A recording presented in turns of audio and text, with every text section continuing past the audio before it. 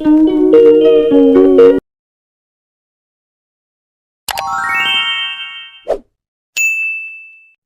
ನಮಸ್ತೆ, welcome back to our YouTube channel. ಇವತ್ತಿನ ವಿಡಿಯೋದಲ್ಲಿ ನಿಮ್ಮ ಜೊತೆ ಅಗಸೆ ಬೀಜದ ಲಡ್ಡುನ ಶೇರ್ ಮಾಡ್ತಾ ಇದ್ದೀನಿ. ಹೇರ್ ಫಾಲ್ ಸಮಸ್ಯೆಗೆ ಇದೊಂದು ಬೆಸ್ಟ್ ಲಡ್ಡು ಅಂತ ಹೇಳ್ಬೋದು. ಬನ್ನಿ ಹೇಗೆ ಮಾಡೋದು ಅನ್ನೋದನ್ನ ನೋಡ್ಕೊಂಡು ಬರೋಣ.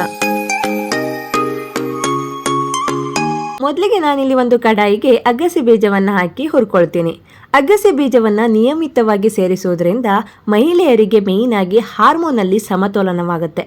ಜೊತೆಗೆ ಇದು ಒಮೆಗಾ 3 ಕೊಬ್ಬಿನಾಂಶವನ್ನು ಹೊಂದಿರುವುದರಿಂದ ನಿಯಮಿತವಾಗಿ ಉರಿಯೂತವನ್ನು ಕೂಡ ಕಡಿಮೆ ಮಾಡುತ್ತೆ. ಇನ್ನು ಕೂದಲುಗಳನ್ನು ಅಷ್ಟೇ ಸ್ಟ್ರಾಂಗ್ ಆಗಿ ಮಾಡುತ್ತೆ. ಇದ್ರ ಜೊತೆ ನಾನು 1 ಟೇಬಲ್ ಸ್ಪೂನ್ ಕಪ್ಪು ಎಳ್ಳನ್ನು ಕೂಡ ತೆಗೆದುಕೊಂಡಿದ್ದೀನಿ. ಅದು ಕೂಡ ಅಷ್ಟೇ ಕೂದಲನ್ನು ಸ್ಟ್ರಾಂಗ್ ಮಾಡೋದಲ್ಲದೆ ಅದರಲ್ಲಿ ಹಲವಾರು ವಿಶೇಷ ಗುಣಗಳಿವೆ.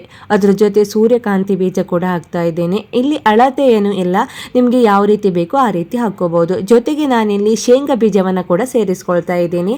ಇದು ಟೇಸ್ಟ್ ಕೂಡ ಚೆನ್ನಾಗಿರುತ್ತೆ. ಇದರಲ್ಲೂ ಕೂಡ ವಿಟಮಿನ್ ಇ, ಮೆಗ್ನೀಷಿಯಂ, ಫೋಲೇಟ್, ತಾಮ್ರ ಹಾಗೆ ಹಲವಾರು ಪೋಷಕಾಂಶಗಳನ್ನು ಹೊಂದಿರುವುದರಿಂದ ದಿನಕ್ಕೆ 1 ಟೇಬಲ್ ಸ್ಪೂನ್ ಆದರೂ ಕಡಲೆ ಬೀಜವನ್ನು ತಿನ್ನಬೇಕು. ಸೊ ಇವಿಷ್ಟನ್ನು ಮಿಕ್ಸ್ ಮಾಡಿ ಚೆನ್ನಾಗಿ ಇದನ್ನು ಮೊದಲಿಗೆ ಫ್ರೈ ಮಾಡಿಕೊಂಡು ನಂತರ ಗ್ಯಾಸನ್ನು ಆಫ್ ಮಾಡಿ ಖರ್ಜೂರವನ್ನು ಹಾಕಿ ಸ್ವಲ್ಪನೇ ಮಿಕ್ಸಿ ಜಾರಿಗೆ ಹಾಕಿ ಇದನ್ನು ತಣ್ಣಗಾದ ಮೇಲೆ ಗ್ರೈಂಡ್ ಮಾಡ್ಕೋಬೇಕು. ಗ್ರೈಂಡ್ ಮಾಡಿ ಉಂಡೆ ಮಾಡಿಕೊಂಡ್ರೆ ಲಡ್ಡು ಕೂಡ ರೆಡಿ ಆಗುತ್ತೆ.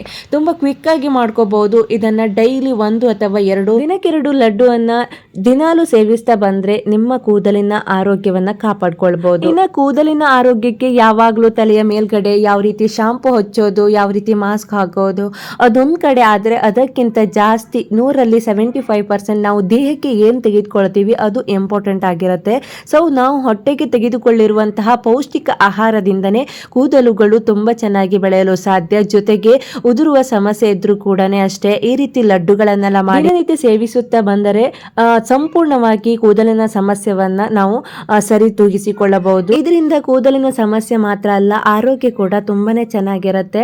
ತುಂಬಾನೇ ಸುಲಭವಾಗಿ ಕ್ವಿಕ್ ಆಗಿ ಮಾಡುವಂತಹ ಈ ರೆಸಿಪಿ ನಿಮ್ಗೇನಾದ್ರೂ ಇಷ್ಟವಾದ್ರೆ ಈ ರೀತಿ ವಿಡಿಯೋಗಳಿಗಾಗಿ ಈ ಚಾನಲ್ ಅನ್ನ ಸಬ್ಸ್ಕ್ರೈಬ್ ಮಾಡ್ಕೊಳ್ಳಿ. ಹಾಗೆ ಇವತ್ತಿನ ಈ ವಿಡಿಯೋ ಇಷ್ಟವಾದ್ರೆ ಲೈಕ್ ಮಾಡಿ ಅಂತ ಹೇಳ್ತಾ ಇವತ್ತಿನ ಈ ವಿಡಿಯೋನ ಇಲ್ಲಿಗೆ ಎಂಡ್ ಮಾಡ್ತೀನಿ. ಮುಂದಿನ ವಿಡಿಯೋ ಜೊತೆ ಮತ್ತೆ ಸಿಗೋಣ. ಅಲ್ಲಿ ತನಕ ಎಲ್ರಿಗೂ bye bye. Thanks for watching.